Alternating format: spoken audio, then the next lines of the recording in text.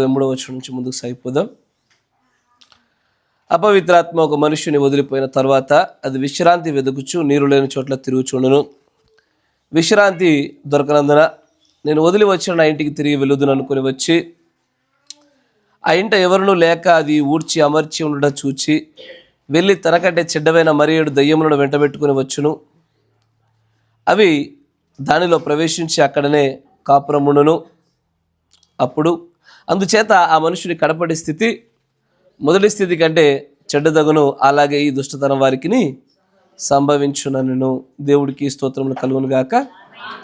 మీరున్న చోటే తలలోంచండి, కళ్ళు మూసుకుంటే చిన్న ప్రార్థన చేసుకుందాం. చదవబడిన లేఖనాన్ని బట్టి మత్తయి సువార్త 12వ అధ్యాయము 43వ వచనంలో చదవబడినటువంటి లేఖన భాగాన్ని బట్టి ప్రార్థనలో మనందరం కూడా దేవుని ఆత్మ సహాయ విషయమై అడుగుదాం. కనికర పూర్ణుడా, సర్వశక్తి సంపన్నుడా, కృపామయుడా, మీకు స్తుతులు స్తోత్రాలు చెల్లిస్తూ ఉన్నాము. నాయన, నువ్వు నిజంగానే నీకు ఇష్టమైనటువంటి నీ ప్రియమైనటువంటి ప్రజలుగా ఉన్నవారికి మాత్రమే, నీ యందు భయభక్తులు కలిగిన వారికి మాత్రమే యెహోవా మర్మములు బయలుపరుస్తానని మాటిచ్చావు నాయన. దేవా, మేమందరము కూడా ప్రభు నీకు ఇష్టలుగా ఉండినట్లే సహాయం దయచేయము. మాలో ఉన్నటువంటి గర్వము మత్సరములను సమస్తమును దూరపరిచి మా స్వనీతిని సొంత జ్ఞానాన్ని కూడా ప్రభు తీసివేసి కేవలం నీ ఆత్మచేత ప్రభు అభిషేకించబడి ముందు కొనసాగింపబడుతూ నీ యొక్క మర్మములను తెలుసుకునేటువంటి నీ యొక్క మనస్సును మేము గ్రహించి నీకు అనుగుణంగా నీకు ఇష్టంగా నడిచేటువంటి ప్రజలుగా మేము తీర్చబడినట్లుగా సహాయం దయచేయండి. ఇగడి వర్తమానం గుండా దేనినైతే మీరు బోధించి ఉన్నారో వాటిని మాత్రమే మేము గ్రహించలాగున నీ మహిమోన్నతమైన కృపలో మమ్మల్ని అందరికీ జ్ఞాపకం చేసుకోనమని, బోధింపదగిన ఆత్మను అంతేకాకుండా గ్రహింపు శక్తిని ఈ స్థలంలో కుమరింపజేయమని ప్రభు అయిన యేసుక్రీస్తు నామములో ప్రార్థన చేయుచున్నాము. ఆమేన్. Praise the Lord. దేవుడికి స్తోత్రములు కలుగును గాక. పరిశుద్ధ గ్రంథంలో దేవుడు మాట్లాడుతూ ఆయన అంటాడు, మనుషులను వివిధ రకాలుగా పోల్చినటువంటి ఆయన మనలను గృహాలుగా కూడా పోల్చి ఉన్నాడు. ఆయన ఆమేన్. మనలను గృహాలుగా పోల్చాడు, తన పరలోక రాజ్యాన్ని గృహాలుగా పోల్చాడు. తన గృహం అంతట్లో నమ్మకమైన వాడిగా మోషేను గురించి మాట్లాడుతూ ఉన్న విషయాన్ని గమనిస్తూ ఉంటాం. ఆ నిర్మాణం ఏదో కాదు, మనమే అంటాడు ఆయన. అయితే ఒక గృహము, ఒక నివాసము అనగా దానిలో ఎవరో ఒకరు వచ్చి నివాసం చేయడానికి గృహాలు కడతారు. ఇప్పుడు చదవబడినటువంటి లేఖనాన్ని మనం గమనించినట్లయితే ఇక్కడ ఏదైతే ఒక అపవిత్ర ఆత్మ వెళ్ళిపోయిన తర్వాత అది నీరు లేని చోట్ల తిరుగుతూ మరలా కొంతకాలానికి అది వదిలి వచ్చినటువంటి చోటని మరలి అది పరీక్షించడాన్ని గమనిస్తున్నాం మనం. ఆమేన్. మరలా పరీక్షించడాన్ని గమనిస్తున్నటువంటి ఈ పరిస్థితుల్లో ఇంతకీ ఆ వదిలి వెళ్ళిపోయినటువంటి ఆ అపవిత్ర ఆత్మకి ఆ ఇల్లు ఇష్టమా, లేకపోతే ఆ ఇంట్లో ఉండే మనిషి ఇష్టమా?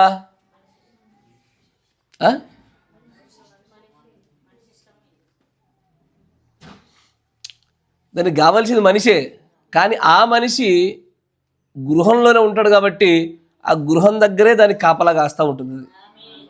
మాట జాగ్రత్త వినాలయ్యా. వెళ్ళిపోయినటువంటి ఆత్మ మన ఊహాజనితమైనటువంటి ఈ విషయాలు ఎలా చూస్తామంటే, నాకు బలహీనత, ఆ బలహీనత ఒక దురాత్మ వల్ల వచ్చింది, ఆ ఆత్మ వదిలి వెళ్ళిపోయింది, దేవునికి ప్రార్థించగా దేవుడి శక్తి చేత అది వెళ్ళిపోయి మంచి ఆడుతూ పాడుతూ అలా అటు ఇటు తిరుగుతూ ఉండు. ఒక దినాన మళ్ళీ నేను బలహీనమైనటువంటి సమయం మళ్ళీ తిరిగి నా దగ్గరకు వచ్చి నా పైన దాడి చేస్తుంది అనేటువంటి ఒక ఆలోచనలో ఉంటాం మనం కదా. కానీ ఈ లేఖనానికి జతపక్షిలాగా, జతలేఖనముగా మరొక లేఖనాన్ని దగ్గర తీసుకొచ్చి పెట్టినప్పుడు ఇక్కడ ఈ మత్తయి సువార్తలో దేవుడు ఈ దుష్టతరం వారికి ఖచ్చితంగా సంభవించును అని చెప్పినటువంటి తప్పకుండా మానకుండా జరిగే ఈ విషయం పట్ల మరింత స్పష్టత మీకు దొరుకుతుంది. Praise the lord. ఆదికాండము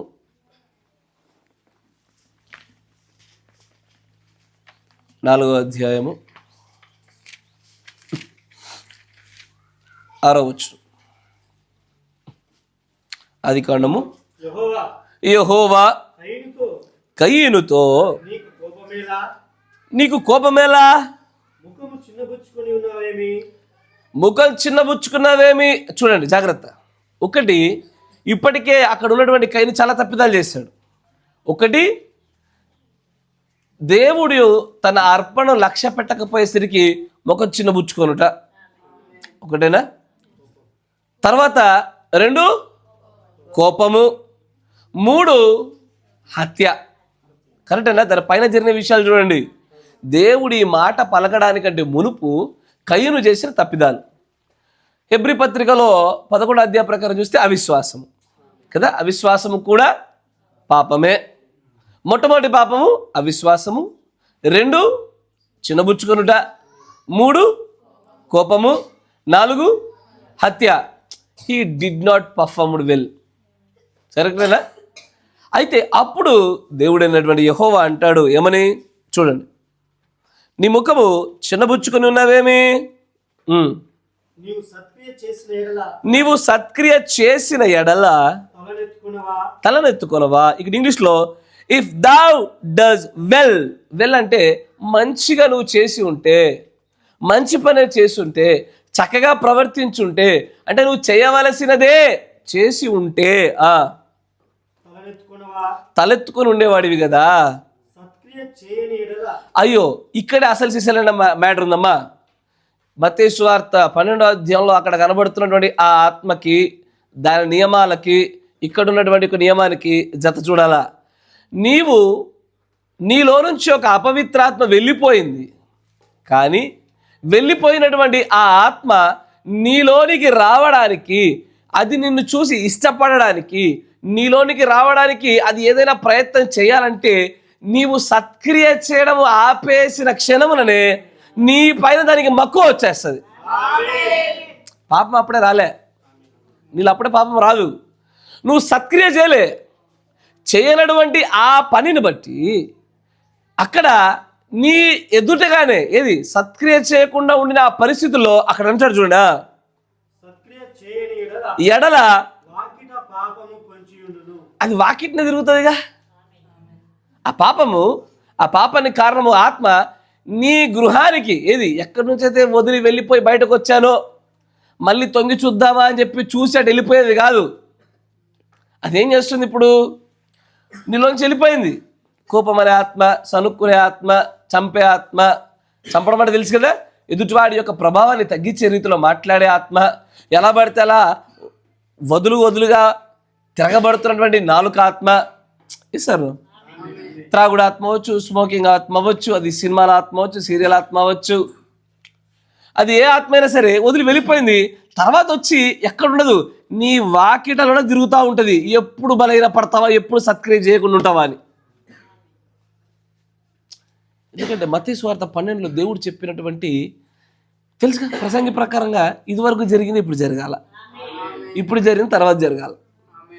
ఆదిలో అక్కడ ప్రారంభమైంది. బైబిల్ మొత్తంలో పాపము అనే పదాన్ని ఇక్కడే మొట్టమొదటిసారిగా చూస్తాం. స్టార్టింగ్ ఫస్ట్ టైం సిన్, పాపము అన్న పదాన్ని ఇక్కడే చూస్తాం. ఇది ఒక సైకిల్, ఒక విషపూరితమైనటువంటి ఒక సైకిల్ లాగా కొనసాగుతున్నది క్రైస్తవుల జీవితాల్లో. ఒక ఆత్మ పోతుంది, ఆ ఆత్మ బయట తిరుగుతూ ఉంది. నీవు ఎప్పుడు బలహీన పడతావని చెప్పి నీ వాకిట పొంచి చూస్తుంది. అది వాకిట్లోనే ఉంటుంది. అది ఎప్పుడు కూడా చూస్తుంది. ఎప్పుడు ప్రార్థన కొడతావా, ఎప్పుడు బైబిల్ చదవకుండా ఉంటావా, ఎప్పుడు వర్తమానం చదవకుండా ఉంటావా, ఎప్పుడు ఎదుటివాడిపైన నిందలు మోపుతావా, ఎప్పుడు యథార్థంగా నడవవా, నీతిని అనుసరించి సాగవా, హృదయపూర్వక నిజాలు మాట్లాడవా. కరెక్టేనా? 15వ కీర్తన. ఎప్పుడు నువ్వు వడ్డీ తీసుకుంటావా, ఎప్పుడు నీ హృదయపూర్వకంగా నిజాలు మాట్లాడడం ఆపేసి ఎప్పుడు నర్మగర్భంగా అయోమయంగా మాట్లాడడం మొదలు పెడతావా. ఇదేనా 15వ కీర్తన? ఎప్పుడు ఎదుటివాడి కీడు చేస్తావా, ఎప్పుడు ఎదుటివాడిపై నిందలు మోపుతావా అని చూస్తుంది. అది ఒక్కసారి మోపడం మొదలు పెట్టగానే వాకిట్లో ఉన్నది కాస్త నీలోకి వచ్చి పడుద్ది. ఇది ఆది నుంచి ఇదే నియమాన్ని పెట్టాడు ఆయన. కయీను దగ్గర మాట్లాడతాడు. కయీను దుష్ట సంబంధి, సర్ప సంతానము, పాప పురుషుడి యొక్క ప్రథమం యొక్క సాదృశ్యంగా వాడు. వాడి దగ్గర చెప్తాడు పాపపు నియమాలు. మొట్టమొదటి అక్కడ చెప్తాడు, అయ్యా నువ్వు సత్క్రియ చేయడము ఆపేసిన దినము క్షణము మొదలుకొనే నీ వాకిటనే పాపం ఎప్పుడు పొంచి ఉంటుంది. అది నీవు నిన్ను సంపూర్ణంగా స్వాధీనపరుచుకోనగలిగే అవకాశము ఆ పాపాన్ని కనబడగానే నీ పైన పడి నిన్ను పాపానికి గురి చేసి పడేస్తుంది. తర్వాత అంటది ఎప్పుడు నీవు సత్క్రియ చేయని సందర్భంలో నీ పైన దానికి కోరిక కలుగుతుంది. అంతేనా? ఇప్పుడు ప్రతి వ్యక్తికి ఒక కోరిక ఊరికే కలగదు, కరెక్టేనా? ఒక పలానా చీరో, ఒక పలానా వస్తువో, పలానా జీన్సో, పలానా పాయింటో అది మనకు మంచి కనబడుతుంది మన మీద అన్నప్పుడే కదా మన కోరిక వచ్చేది. సార్నో పలానా డ్రెస్ వేసుకుంటే నన్ను అందరూ ఫోన్ ఉంచుతారు అన్నదాని మీద నీకు కోరిక కలగదు, కరెక్టేనా? దేని మీద కోరిక కలుగుతుంది? నీకు విలువను పెంచేదో, నీకు సంతోషాన్ని ఇచ్చేదో కదా, అలాంటి దానిపైనే నీకు కోరిక పెరుగుతుంది.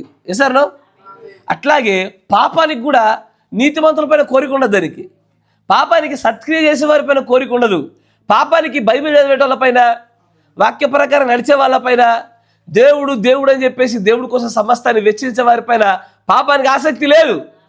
దానికి ఎవరిపైన ఆసక్తి అంటే, ఎవరైతే సత్క్రియ చేయకుండా తలెత్తుకోవడానికి కూడా వారి ముఖాలు చిన్నబుచ్చుకునే స్థాయిలో ఉంటాయో, ఏంది విశ్వాసుకి తలదించుతున్నది, ఏంది విశ్వాసుకి తలదించుతున్నాడు, ఏమంటావు? పాపం లోపల పొంచిందంటవా? ఏదో ఆసక్తి, సత్క్రియ చేయలేదనుకోండి, అందుకే తలదించిర్రు. ఇప్పుడు మీద దుంకుతాను ఇక, ఇక్కడ నుంచి తలకాయలు దించేది మీరు ఇక దచ్చమాన తలకాయలు తీస్తారు.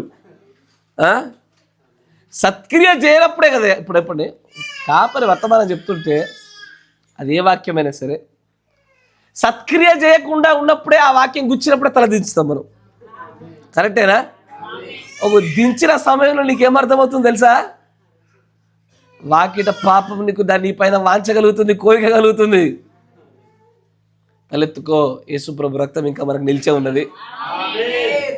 ఆయన రక్తం నిలిచి ఉండగా తల దించాల పని చేయవద్దు. తల ఎప్పుడు దించాలా, ఎక్కడ దించాలా?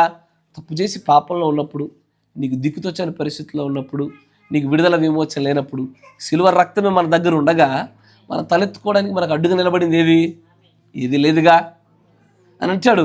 నువ్వు సత్క్రియ చేయనప్పుడే తలదించుతున్నావు. తలదించుతా బాగానే ఉంటుంది, అక్కడ ఉంటే బాగానే ఉంటుంది. కానీ నువ్వు తలదించగానే పాస్టర్ సూపులో పడే కనుకంటే ఫాస్ట్గా పాపం సూపులో పడుతున్నావు. పాపమే నీ పైన తొందర కన్నేసేసింది.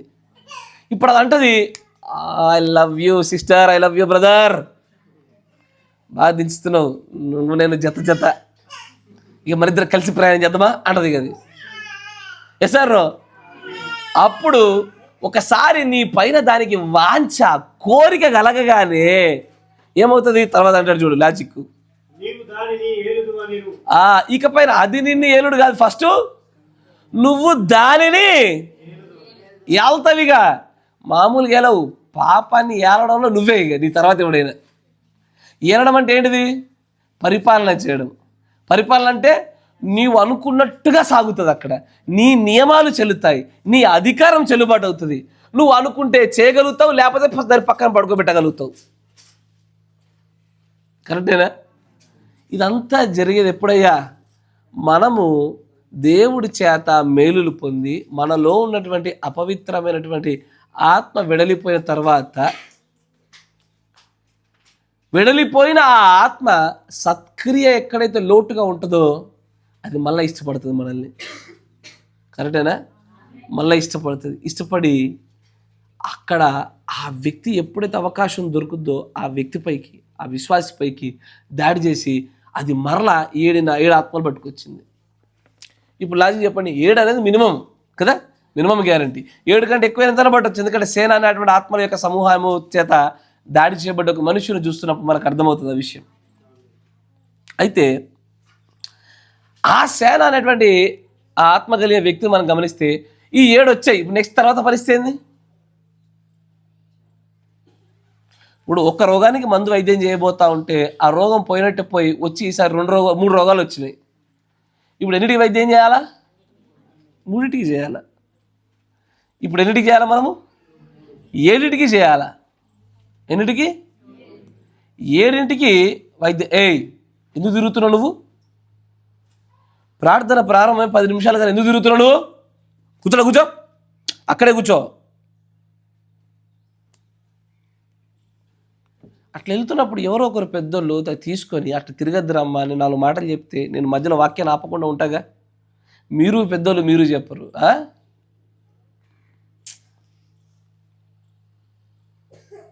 అయితే అక్కడ ఉన్నటువంటి ఆ 7 ఆత్మలపైన తర్వాత మనం వర్కౌట్ చేయాల్సి ఉంటుంది. కరెక్టేనా? ఒక్క ఆత్మలోనే ఒకవేళ అది బలమైన ఆత్మ అయితే దాన్ని వెలగొట్టడానికి సాధారణమైన ప్రార్థనలు సరిపోక ఉపవాస ప్రార్థనలు అవసరం అవుతుంటే, ఇప్పుడు అది అనేకమైన సమూహంగా మార్చబడిన ఆత్మల యొక్క ప్రభావం ఉన్న చోట ఇప్పుడు ఇంకెంత శక్తి కావాలా? కరెక్టా కదా? Praise the lord. ఇది ఎట్లాంటిదంటే సైకిల్ నేర్చుకోవడానికి ప్రయత్నం చేస్తుండే కాలు చైన్లో ఇరుక్కొని కాలు దిగబడ్డట్టు. క్రైస్తవం అంతే.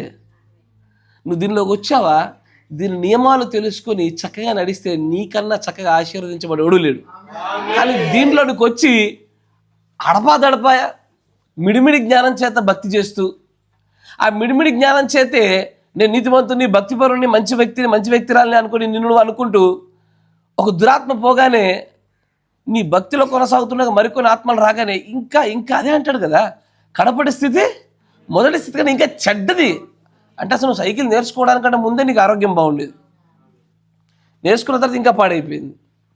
అట్లాంటి పరిస్థితి కనబడుతుంది. దీనివల్ల ఈ పాపపు నియమాలు తెలుసుకోకపోవడం వల్ల, ఆ దయ్యాలు వెళ్ళిపోవడంలో దేవుడు నియమించిన పద్ధతుల పట్ల అవగాహన లేకపోవడం వల్ల అది ఎప్పుడు వాకిట్నే ఉంటుంది. అది సీరియల్ చూస్తావు, సినిమా చూస్తావు, పోయింది ఆత్మ. దీనివల్ల ఒక బలమైన వాక్యం వినడం వల్ల నువ్వు దేవునితో పాటు పశ్చాత్తపడి దేవునితో పాటు ఒక నిబంధన చేసుకున్నావు, చూసావా? అప్పుడే ఆత్మ వెళ్ళిపోయింది. అది అటే పోద్దా? ఎప్పుడు చూస్తుంది, వాకిట్నే తిరుగుతూ ఉంటుంది. నువ్వు యూట్యూబ్ ఓపెన్ చేసినప్పుడు ఫస్ట్ రికమెండేషన్ ఏమొస్తుంది?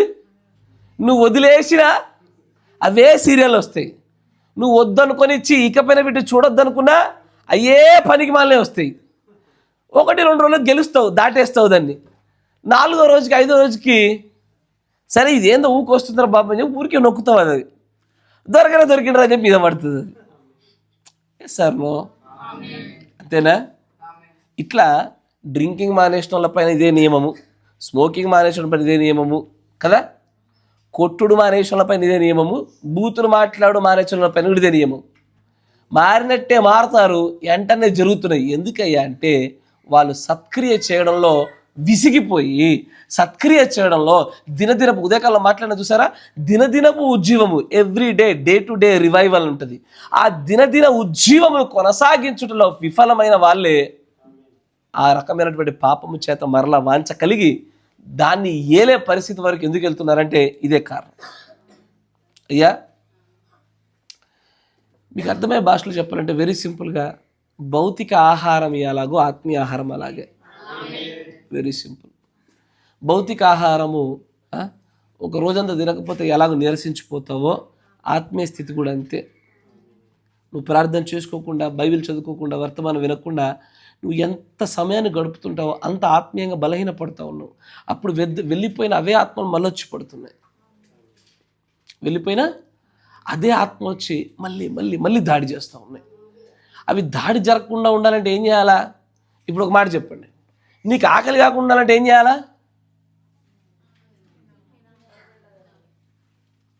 కరెక్టే, సరైనటువంటి పదం కావాలా? తింటూనే ఉండాలా, అది కరెక్ట్. లాజికేగా. ఇప్పుడు నీకు ఎప్పుడు ఆకలి అవుతుంది? తిన్నదానికి ఎక్కువ గ్యాప్ ఎడమ వచ్చినప్పుడు ఆకలి అవుతుంది. కరెక్టేనా? ఎడమ ఇయ్యకు, నువ్వు ఎడమ ఇయ్యకు. నాకు ఈ మధ్యలో ఒక విశ్వాసం అన్నారు ఇట్లా, సోదరుడా అసలు ఆకలి అంటే ఎప్పుడు తెలియదు, ఇప్పుడు ఆకలి బాగా తెలుస్తుంది అనమాట. అంటే ఇంతకాలం ఏం చేసినాం మనము? ఆకలి అయినా కాకపోయినా నిర్దిష్టమైన సమయాల్లో పొద్దున 7 గంటలకి, మధ్యాహ్నం 12 గంటలకి, రాత్రి 7 గంటలకి పక్కా టైమింగ్స్లలో ఫుడ్ వేసేసాం కడుపులో. ఆకలి ఎప్పుడు ఏర్పడలే. కరెక్టేనా? అట్లాగే ఆత్మకు కూడా ఆత్మీయమైన ఉజ్జీవము దాని సమయాల్లో లోటు అని ఏర్పడబడకుండానే ఎప్పటికప్పుడు ఆహారం వేస్తూ ఉంటే ఎప్పటికీ దుష్క్రియలు చేసే అవకాశం ఉండదు, సత్క్రియతోనే సాగుతావు. పాపంకి నీ పైన కోరిక కలగదు, నువ్వు పాపాన్ని ఎలవుగా. కరెక్టేనా? అసలు సమస్య అంతా ఇక్కడే. ఆకలి అయ్యే వరకు చూస్తే ఎలాగున్న దేహం అనేది ఇంకా ఇంకా ఇంకా బలహీనపడుతూ ముందుకు పోతూ ఉంటుందో, గ్యాప్ ఎడమ ఎక్కువైన కొలది పాప విషయంలో కూడా, వదిలి వెళ్ళిపోయిన ఆత్మల విషయంలో కూడా అదే స్థితిలో సాగుతున్నది. ఆయన అంటాడు, నువ్వు సత్క్రియ చేయకపోతేనేనా ఆయన పాపం ఎప్పుడు వాకిట రెడీగా ఉంటుంది. అది కరెక్టేనా? ఇది ఎందుకు జరిగింది అంటే, దుష్టుడు సాతాను భూమి మీదకి పడద్రోయబడినప్పుడు వాడు ఎప్పుడు ఆదాము అవ్వలు సత్క్రియ చేయడం ఆపుతారా అని చూశాడు వాడు. సార్ ఎప్పుడైతే సత్క్రియ చేయడం ఆపడం అనేది ఎప్పుడు జరుగుద్దో చూశాడు. వీళ్ళు చేసేటట్టు లేరు. ఇక వీళ్ళంతటా వీరు పోయి ఆ మరణ వృక్షంలో చేతులు వేసేటట్టు లేరు. సో వీళ్ళతో ఈ దుష్క్రియ చేయించినట్టుగా నేనే చేయించాల. వాడు మరొక రూపం గుండా, సర్పం అనే రూపం గుండా వచ్చి మెల్లగా ప్రోత్సహించి ఒక్కసారి దుష్క్రియ చేయగానే, సత్క్రియ ఆపేయగానే పాపం వారి పేరు పట్టేసుకుంది. ఇప్పుడు వాళ్ళు పాపాన్ని ఏలడం మొదలుపెట్టారు. అంతేనా కదా? మన పరిస్థితి అంతే. ఆదిలో ఇది జరిగినో మత్తయి సువార్తలో కూడా దాన్నే కొనసాగింపుగా దేవుడు చెప్తూ ఉన్నాడు. మనం చేయవలసిన కార్యాలు చేయకపోతే, ఆ యొక్క గృహాన్ని నింపవలసిన నీటి చేత, భక్తి చేత, ఆత్మ చేత నింపకపోతే, అక్కడ చక్కగా అమర్చబడి ఉండుటను చూసి ఆత్మ ఎలాగో ఆకర్షించబడి ఇష్టపడి ఆ గృహంలోనికి వస్తుందో మన పరిస్థితి అంతే. సత్క్రియ లేదా, the moment you stop doing well. ఇంగ్లీష్లో, తెలుగులో సత్క్రియ ఇంగ్లీష్లో వెల్ అంటే తెలుసు కదా. ఎవడన్నా మంచి పని చేస్తుంటే వెల్ డన్ కదా, మంచి పని చేసామంటారు చూసారా. అట్లాగే మంచి పనులు చేయడము, అది బయటకైనా సరే, అంతరంగంలోనే సరే, ఆత్మీయంగా మనసులోనైనా సరే, ఒకసారి నువ్వు చేయడం ఆపిన క్షణములనే పాపానికి నీ పైన కోరిక కలిగింది. ఎట్లుంటుంది? నీకు ఇష్టమైన కోరిక నువ్వు అనుకుంటావు, పాపం అనుకోదు. పాపానికి నీ పైన కోరిక కలిగిన నిన్నంటే అమాంతం మింగేస్తుంది. అది తర్వాత నువ్వు దాన్ని ఏలుతున్నావు. ఇక సైకిల్ రూపంలో వెళ్తున్నావు. ఒక ఆత్మ పోతుంది, ఇంకో 7 వస్తున్నాయి. ఆ 7లో ఇంకొక ఆత్మ పోతుంది, మరిన్ని 7 వస్తున్నాయి. అది నడుస్తా లాస్ట్కి ఒక రోజున మహాసేన అవుతావు నువ్వు. ఏ మహాసేన? యూట్యూబ్లో కనబడే ఆ మహాసేన కాదు, ఆత్మల మహాసేన అవుతావు నువ్వు. దురాత్మల చేత మహాసేన అయిపోయి లాస్ట్కి దయ్యాల పాలైపోతావు. అంతేనా? ఇదే నియమము చొప్పున ఈ దుష్టతరం వారికి జరుగుతుంది అని యేసుప్రభువు అంటున్నారు. అర్థమైందా? మత్తయి సువార్త 12లో ఉన్నటువంటి ఆ విషయాన్ని మనం ఆదిలో ఉన్నటువంటి దేవుడు చెప్పిన నియమాలతో పట్టుకొని చూస్తేనే అది ఎప్పుడు పొంచే ఉంటుందయ్యా. నువ్వు మళ్ళీ ఎప్పుడు బూతులు మాట్లాడతావా అని చెప్పేసి నీ ఆత్మీయ బలహీనత కోసం చూస్తుంది. రాగానే పుడక్కన ఒక్కసారి నీ మీకు ఆత్మ రాగానే అలా వచ్చేస్తాయి కొన్ని. అలా కొన్ని రాగానే దుర్భాష అనేది ఒక పిచ్చాత్మ. కరెక్టేనా? అది వస్తుందంటే దాని అర్థమేమి? నువ్వు బలహీనపడ్డావు, సత్క్రియ చేయలేదు. ఎందుకు సత్క్రియ చేయాలి? ఇప్పుడు సాధారణంగా కైన్లాగే కదా పరిస్థితి. నీకు ఎప్పుడు బూతులు వస్తాయి? కోపం వచ్చినప్పుడే. ఎస్ఆర్నా? కైన్ ఎప్పుడు చంపాడు? కోపం వచ్చినప్పుడే. ముఖం చిన్నపుచ్చుకొని చంపాడు. మనం కూడా అంతే, కోపం వచ్చినప్పుడే. నువ్వు అందుకే నేనేం చెప్తానంటే, ఎప్పుడు కూడా కోపంలో, బాధల్లో, ఏడుపుల్లో ఉన్నప్పుడు ఏ ఒక్క వ్యక్తితో మాట్లాడకుండా వ్యక్తిగతంగా మీరు ప్రార్థన సమయాలు గడపండి. ఎవరితో మాట్లాడతారో మీ పైన ఉన్నటువంటి ఆ యొక్క ప్రభావాన్ని వాళ్ళపైకి ఖచ్చితంగా రుద్దుతారు మీరు కదా. కుటుంబం అనే వర్తమానంలో విన్నాం కదా, ఇఫ్ వన్ గెట్ డిస్టర్బ్డ్, అది ఆ కుటుంబం అంతా వ్యాపింపజేస్తారు. వాళ్ళు ఇక ఆ ఆత్మ దాని ప్రభావాన్ని కుటుంబం అంతా రప్పింపజేస్తారు. దానివల్ల ఏం లాభం? కుటుంబం అంతా పాడైపోయినట్టేగా. అందుకే నీ ఒక్కడి సరిగ్గా లేనప్పుడు నువ్వు ముందు పక్కకెళ్ళు. నువ్వు అప్పుడు పులిసిన ముద్ద అయిపోయినావు. ఆ టైంలో ఏం చేయాలా? నిన్ను నువ్వు సెపరేట్ చేసుకొని దేవుడితో పాటు వ్యక్తిగతంగా ఉండి నీ ముద్దను పులిసిందంతా పక్కకి జరుపుకొని సరైన ముద్దగా ఉండి తర్వాత వచ్చి కలవాలా. అంతేనా? నువ్వు పులిసిపోయి ఇంట్లోనే పులిపింపజేసి ఊరంతా పులిపింపజేస్తే ఎట్లా? అంతే. ఊరు మంచిది కదా, నోరు మంచిది ఊరు మంచిది అంటారుగా. మనం మంచిగా ఊరు మంచిగా ఉంటుందని. Yes or no? Praise the lord. అందుకే ఉదయకాలంలో మనం చూసినట్టుగా అక్కడ 7 ఆత్మలను గురించి ఏవైతే మగ్దలేన మరియను దాడి చేసి ఉన్నావో వాటిని ఈ రోజుకి కూడా అవే దాడి చేస్తున్న విషయాన్ని మనం గమనిస్తున్నాం కదా. దాంట్లో మొదటిది గర్వము, మత్సరము, భేదము, తర్వాత 3 అయినాయి. నాలుగోది ఏంటిది?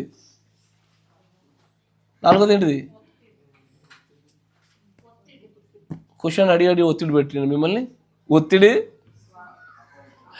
అపవిత్రత, నీచత్వము, వల్గారిటీ కదా. వల్గారిటీ అంటే ఏంటిది?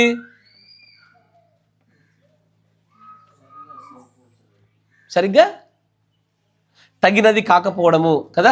తగనిది సరిగ్గా రాసుకుంటే తగని దానిని వల్గారిటీ అంటారు. తర్వాత which is not beautiful, which is not dignified, which is not simple, which is sexually explicit.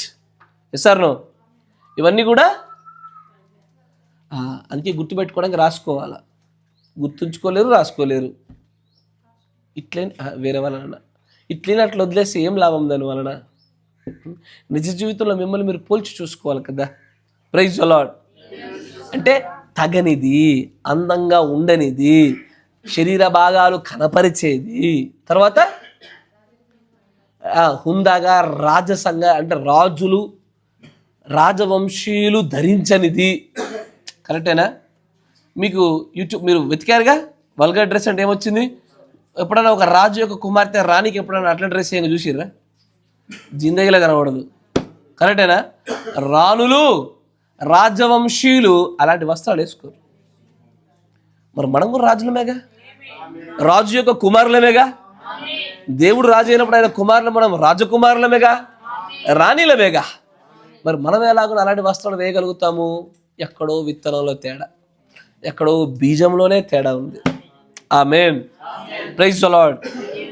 అయితే ఈ వల్గారిటీ అనేది ఒక భయంకరమైనటువంటి ఆత్మ. కరెక్టేనా? అందుకే ఉదయకాలంలో ఏం చూసాం మనము? The goddess of fashion. అంటే ఫ్యాషన్ దేవత అని ఈ కాల ప్రవక్త వాడతాడు. ఈ ఫ్యాషన్ దేవత అని ఏదైతే దేని గురించి అయితే ప్రవక్త ప్రస్తావించాడో అదే ద స్పిరిట్ ఆఫ్ వల్గారిటీ. కరెక్టేనా? దాని గురించి మరికొన్ని మనము లేఖనాలు కొటేషన్స్ చూసుకుంటూ వెళ్ళే ప్రయత్నం చేద్దాము. 63-115 కూర్చో. 63-115 దానిలో 127 పేర.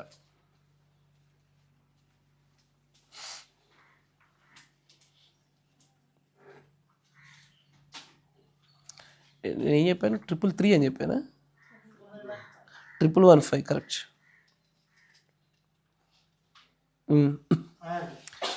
బట్ పీపుల్ 127 అండ్ కదా బట్ కానీ ప్రజలు దాన్ని కోరుకోవడం లేదు.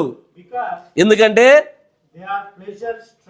వాళ్ళు సుఖానుభవము చేత కొట్టబడ్డ వాళ్ళు. దమాట జాగ్రత్త వినాలా. ప్లెజర్ స్ట్రైకెన్. ఒకసారి సుఖానుభవము మన దేహానికి అలవాటు అవ్వగానే ఏం జరుగుతుందో తెలుసా? ఆహార విషయంలో, నిద్ర విషయంలో, అలంకరణ విషయంలో వీళ్ళు పూర్తిగా చచ్చిపోతారు. దేని చేత? సుఖానుభవం అనే ఆత్మచేత ఒక్కసారి దాడి చేయబడగానే నీవు ఎంత నియంత్రించుకున్నా సరే ఆహారాన్ని నియంత్రించలేవు. ఎంత ఆపుకుందాం అనుకున్నా సరే నిద్రను ఆపలేవు నువ్వు ఎప్పటికీ. ఎందుకంటే అది దే ఆర్ ప్లెజర్ స్ట్రికెన్. వారు సుఖానుభవం అనే ఆత్మచేత గట్టిగా కొట్టబడ్డవాళ్ళు. అందుకే వాళ్ళకి నిద్ర ఆగదు, ఆకలాగదు, అలంకరణ లోక సంబంధమైనటువంటి విషయాల చేత వాళ్ళు మెప్పు పొందుకోవాలన్న కోరిక ఆగదు వాళ్ళలో. తర్వాత ఇది చాలా భయంకరమైనది, బాధాకరమైనది. ఇప్పటి వరకు జరిగిన రీతిగా చూస్తుంటే అవంతా కూడా చాలా బ్యాడ్, చెడ్డవి అవి. కొంతకాలం కింద, బహుకాలం క్రింద స్త్రీలకు చక్కటి గుణ లక్షణాలు ఉండేవి. బహుకాలం కింద, ఇప్పుడు కాదు అవి. చాలా కాలం కింద స్త్రీలకు చక్కటి గుణ లక్షణాలు ఉండేవి.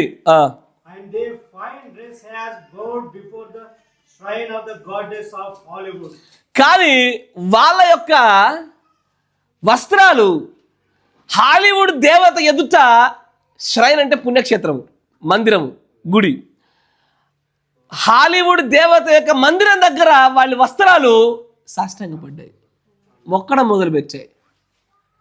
They tend to change their garments, they tend to change their appearance as per the Hollywood. కరెక్టేనా? ఈ రోజున కూడా ఏదైతే దూరం నడుస్తుందో అదే దూరం కూడా నడుస్తాయి. సమస్య ఎక్కడ ఉందా అంటే మనలోనే సమస్య. మీరు షాపింగ్ మాల్కి వెళ్ళి ఏదైనా కొందామని చూసినప్పుడు అక్కడంతా కూడా లేటెస్ట్ ఫ్యాషన్ వస్తువులే పెడతాడు వాడు. కరెక్టేనా? ఏది లేటెస్ట్ ఫ్యాషన్ ఉంటే అదే పెడతాడు వాడు. ఎందుకంటే అవుట్ ఆఫ్ ఫ్యాషన్ వాడు కొనుక్కోడుగా. షాప్ వాడికి నష్టం కాబట్టి ఏదైతే కొత్తగా ఒకటి లాంచ్ అవుతుందో, ఒక హీరో వేసుకుందో, ఒక హీరోయిన్ వేసుకుందో, ఒక ఫ్యాషన్ మోడల్ బయటకు వచ్చిందో, బయటికి వచ్చిందో, ఇవన్నీ కూడా ఏదైతే అక్కడ హాలీవుడ్, టాలీవుడ్, కాలీవుడ్, బాలీవుడ్ ఉంటుందో అదే ఇక్కడ బయటకు వస్తుంది. ఆ బయటకు వచ్చిన దాన్ని బట్టే ప్రజలందరూ కూడా దాన్ని మీదేసుకొని రుద్దుకుంటారు.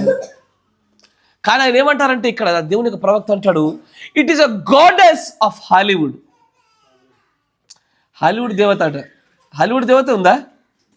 టాలీవుడ్ దేవత కూడా ఉందిగా, బాలీవుడ్ దేవత కూడా ఉందిగా, కరెక్టేనా?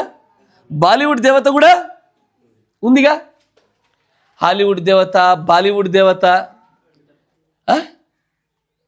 ఇవన్నీ దేవతలు. ఎందుకు వీటిని దేవతలు అన్నాడు? ఎందుకంటే ఎక్కడైతే నన్ను చూడాల, తన పని తను చేసుకుంటాడు, ఎక్కడైతే అక్కడ కొంత మహిమ ఉంటుందో, ఎక్కడైతే కొంత ప్రజలను ప్రభావితం చేయడానికి సరిపడే శక్తి ఉంటుందో దానికి కారణమైనది ఖచ్చితంగా ఒక ఆత్మే. ఆ ఆత్మకే దేవత అని పేరు. కరెక్టేనా? కంటికి కనబడిన వాటిని ఒక దేవత పేరు పెట్టి వాటికి రూపాల పెడతా ఉంటారు. ఇప్పుడు ఉదాహరణకి అయ్యా, విగ్రహాలుగా తయారు చేసే విధానాల్లో కూడా వ్యత్యాసాలు ఉంటాయి. నా మాట జాగ్రత్తగా వినాలి. ఇప్పుడు గ్లోరీ ఉంది. ఎవరు? గ్లోరీ కనబడుతున్నటువంటి అమ్మాయి. ఆమె లాంటి ఒక రూపాన్ని నేను చెక్కిచ్చి విగ్రహంగా పెట్టి మొక్కండి అంటే ఇది విగ్రహారాధన. కరెక్టేనా? ఇది ఒక రకం విగ్రహారాధన. ఇంకో విగ్రహం ఏంటంటే గ్లోరీనే నిలబెట్టి మొక్కిచ్చుడు, అదొక ఆరాధన. ఇస్తారా?